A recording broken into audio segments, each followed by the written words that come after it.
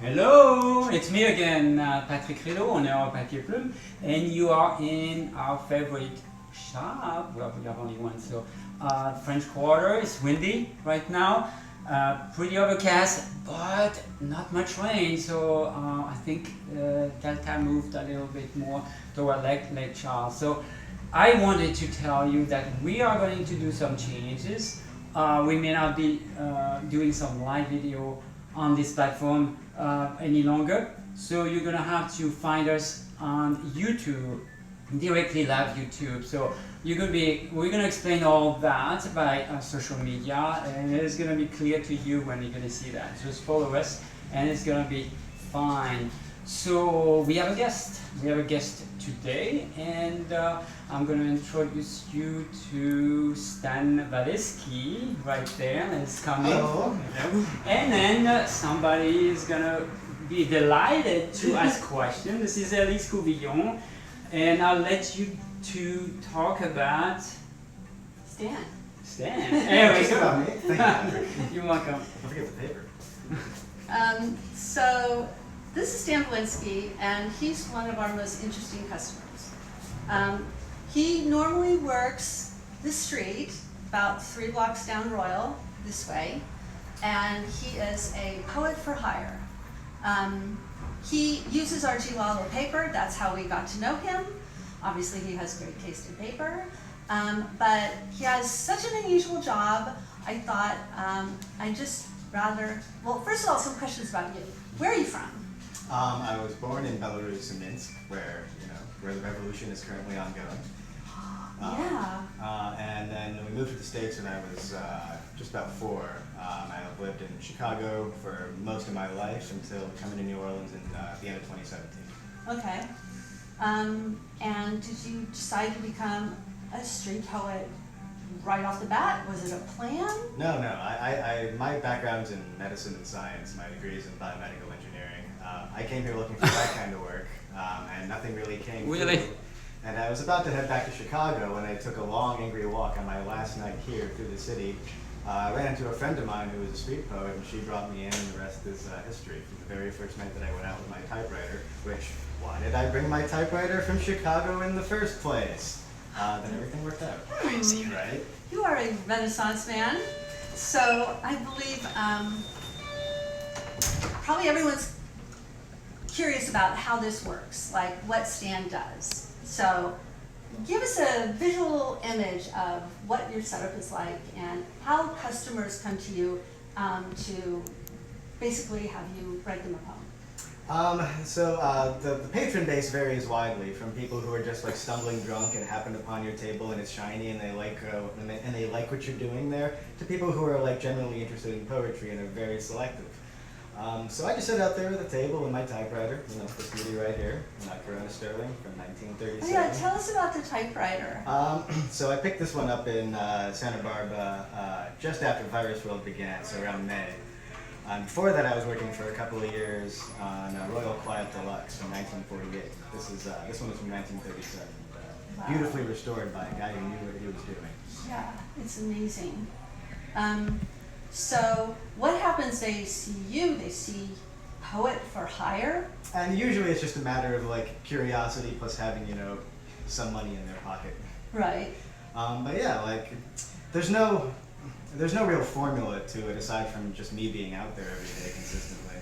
I've had some very strange occurrences at my table, and I've also had some aggressive run-ins with drunk people. Oh yeah, that's New Orleans. yeah. That's kind of what we do here. Yeah, right. Occupational hazard. Right. So how does the process get started? The process gets started, they come up, they usually ask me, what is this doing here? Why do you have a typewriter? What is this instrument? And I tell them a little bit, and I tell them that they need to give me a topic, and I'll write them a poem. And of course, they're always free not to give me a topic if they so choose, just tell me to go for it. But oftentimes they'll give me a topic, most common one being love. And if they ask me love, I always ask what kind. And I also say that they don't have to answer any of my questions. Okay. Well, show us how you use our Gilalo paper for a reason, I take it. Mm-hmm. Yeah, the Gilalo paper is really nice. It's exactly the form factor that I want. I just tear each piece in half. So I get 100 sheets out of every tab. Yeah, it's it feels different than any other kind of paper, that's for sure. As to why I continue using it, it's because y'all are people awesome to me. Well, your local Gilalo stationery store is pretty unusual. Yeah. So, well, I'd like to give you a topic. Okay. Let's see. How about the is handwriting? Why? What is interesting and unique about handwriting? It's a mystery we've been trying to solve here for a while. Like, what is it? Yeah, and there's a few typewriters from like the 50s and 60s that tried to replicate cursive script. And that's always like a really interesting thing to me to witness in a typewriter, because here they are trying to mimic handwriting and that kind of like intimate feeling. Right. But, you know. With this. And like to somebody who doesn't, you know, really spend much time around typewriters and they get a poem like that, that's like super interesting. For somebody who's working with it every day, like it's the same exact shtick, right? Right, right. Well, I'm going to leave you to that, and let's hear it. Oh, you want me to read it? Yeah. The poem is titled The Scripture. Guided by handwritten references to the metaphors of old, we know what we do as we do what we're told. Decided by wand-waving deference to the histories as they were passed on, the moment of your words became an architecture drawn from some well within your soul, some ever-present dawn. 3 minutes? Okay. I have to admit, I thought maybe it was like kind of a thing. No, you're a real poet. Oh, yeah. A biomedicist. Wizard. Wizard poet. Okay. Well, thank you very much for joining us this Yeah, of course. lovely, somewhat hurricaney day in New Orleans. Next week we will be live streaming from YouTube. We will give you lots and lots of notice about that, and then our live streams will be directly posted to YouTube right after. So thank you very much for joining us. Can you explain how to put a paper in there? Oh. I think that would be great. Okay. Patrick wants. Well, you never know. I've been growing up with typewriters and playing with them in the attic. But now, you know, if somebody is younger than me, and that's of course possible, Cool. how do we put a paper and what are the basic functions compared to a computer? It's essentially, the keyboard works the same as any computer. Some of the keys are not where you'd expect them to be, like the question mark over here, but you know, it's pretty easy to figure out. And it feels pretty natural when you're starting out. Like I had no difficulty switching from a standard QWERTY keyboard to a typewriter, like right away. To feed the paper in, you got to feed it in behind the platen here. So mine is actually a little bit loose to feeding the paper. Oh, sorry, yeah, here we go. But you just put the paper in, and then you just kind of turn this thing until the paper feeds through like that. And then. And explain the red tape.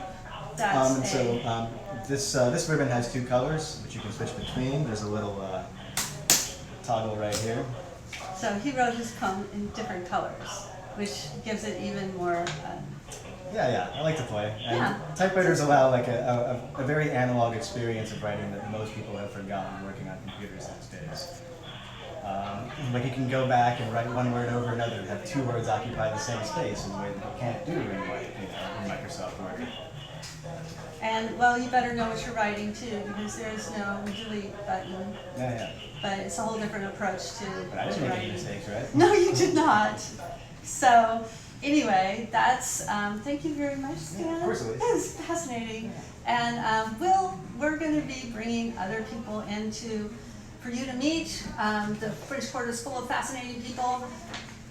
Stan is exceptionally fascinating. Well, especially when he comes to the shop, wave discreetly and stick his head in the drawer of Gilalo. He knows where it is. I know exactly where to find the paper I need.